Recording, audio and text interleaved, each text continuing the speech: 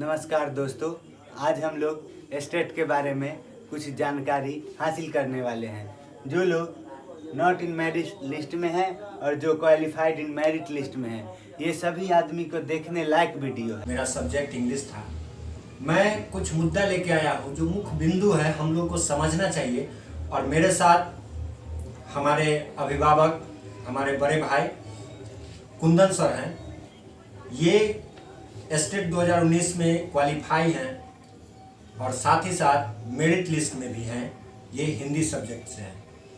हम दोनों के पास कुछ मुद्दा है, इस मुद्दा हम आप लोगों के पास तक पहुंचाना चाह रहे हैं।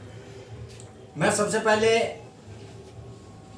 कुंदन भैया से बात करके आप लोगों से जो प्रश्न है हमारा, वो आप लोगों तक पहुंचाने का प्रयास कर रहे हैं। सबसे पहला प्रश्न है, सरकार ने जो क्वालिफाइड वर्सेस नॉट क्षमा कीजिएगा, qualified versus qualified in merit list, ये जो मुद्दा 21 तारीख के शाम से जो उत्पन्न हुआ और ये 23 तारीख को रात में 10:30 बजे लगभग मुख्यमंत्री आके बयान देते हैं।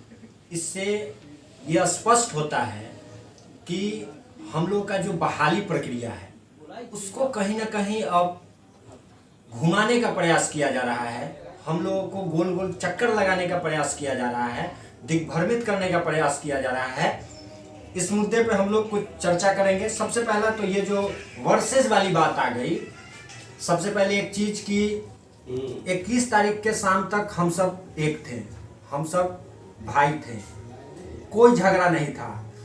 लेकिन ये सरकार ने हम लोगों के बीच में जो लड़ाई उत्पन्न करा दी, जो आज लग रहा है कि न जाने क्या होगा, हम लोग का भविष्य तो अंधकार में है ही।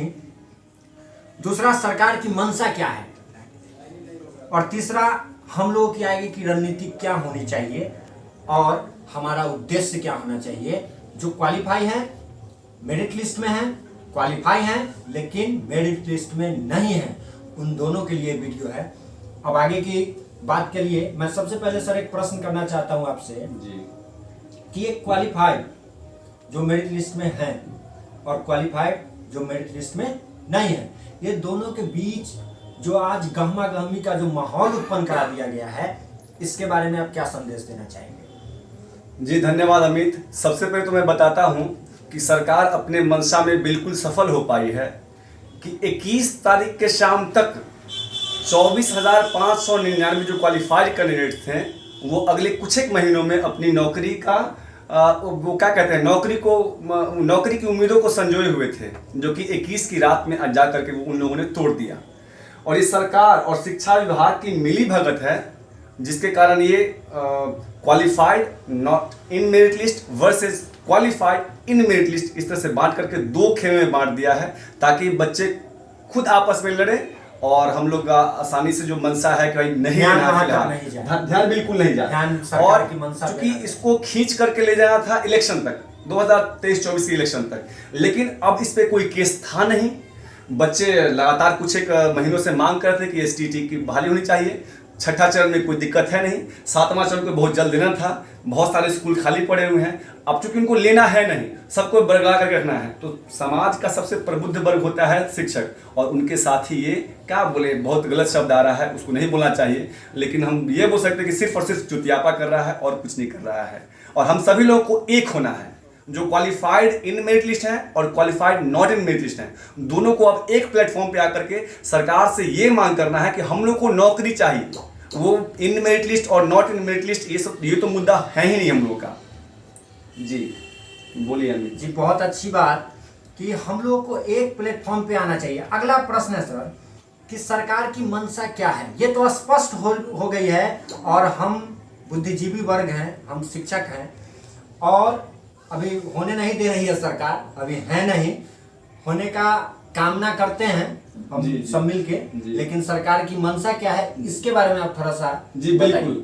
सरकार की मंशा की बात जहाँ तक बात है, तो एक कलाम याद आ रहा है मुझे कि इस तरह से था कि हारकर उस गरीब की खुशियाँ कितने सदमों से भर गई होंगी, जिनको पैमाने दोस्ती का देकर तेरी आंखें उतर गई होंगी। वाह। मतलब अभी तक सरकार से हम लोग ये उम्मीद लगा करके बैठे थे कि अब तो जॉब देने वाली है, अरे शादी होगा, जीवन बदल जाएगा, करियर बदलेगा, टीचर बनेंगे।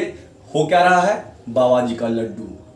अब और कुछ बोलने को है, लेकिन मुझे लगता है कि ये जो शिक्षा विभाग में बैठे हुए और सत्ता में बैठे हुए शिक्षा से जुड़े हुए जितने भी बांसुरी वाले माखन चोर लोग हैं, क्या बताऊं उनके बारे में, सभी के सभी हम लोग को चूतिया बना रहे हैं और कुछ नहीं। जी अमित, कहीं ना कहीं बहाली को मोड़ने का काम अभी चल रहा है। सरकार ने जो गलतियां की उस पे पर्दा डालने का काम हो रहा है। इसमें हम लोगों को संभलना होगा, सोचना होगा, धैर्य बना के रखना होगा और सबसे बड़ी बात कि अपनी हक की लड़ाई में हर एक कैंडिडेट को, चाहे वो क्वालिफाइड है मेरिट में हो या क्वालिफाइड है मेरिट में नहीं है, सबको एक प्लेटफॉर्म पे आने की जरूरत है। और अब हम आगे बात करते हैं कि आगे की रणनीति क्या होनी चाहिए। देखिए रणनीति हम लोग का तो बिल्कुल स्पष्ट है अमित, कि हम लोग को कोई सब्सक्राइबर नहीं चाहिए, चैनल को बढ़ाना नहीं है। हम सभी लोग एक प्लेटफॉर्म पे आए ताकि फिजिकली कहीं पे प्रेजेंट होकर के सरकार से या फिर सरकार के लोगों से या फिर शिक्षा विभाग से हम लोग फेस टू फेस बात करें कि आखिर नौकरी कब तक दोगे, ये कुछ महीनों में मिलेगा, सर्टिफिकेट मिलेगा, ये मेरिट लिस्ट में लिखा हुआ है, नॉट इन मेरिट लिस्ट में लिखा हुआ है, ये सब चीज़ नहीं चाहिए।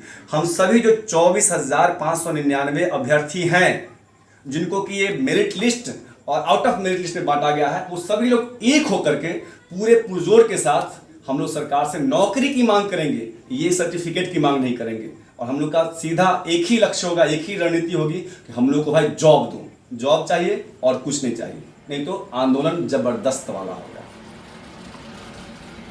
आगे का उद्देश्य क्या होना चाहिए?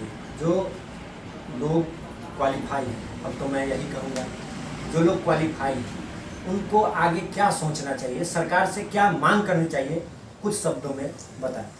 देखिए उद्देश्य तो यही है कि सरकार बहुत प्रेशर में है, हम लोगों के कारण, ड्यू टू अस सरकार बहुत प्रेशर में है। और सभी लोग एक बार अगर पुरजोर आवाज़ उठाएंगे तो सरकार हमारे हक में ज़रूर बात करेगी और हम लोग को नौकरी भी मिलेगी सर्टिफिकेट के बदले में। तो हम लोग को यही करना है कि एक प्लेटफॉर्म पे आइए और इस वीडियो को ज़्यादा से ज़्यादा शेयर कीजिए और फिर अपने व्यूज़ को आप लिखिए भी कि आप आखिर क्या चाहते हैं।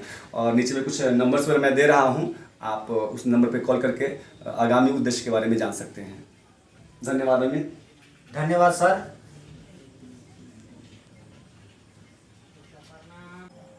अगर ये न्यूज़ आपके लिए फ़ायदेमंद है तो इस चैनल को ज़रूर सब्सक्राइब करें आगे इस प्रकार का न्यूज़ प्राप्त करने के लिए।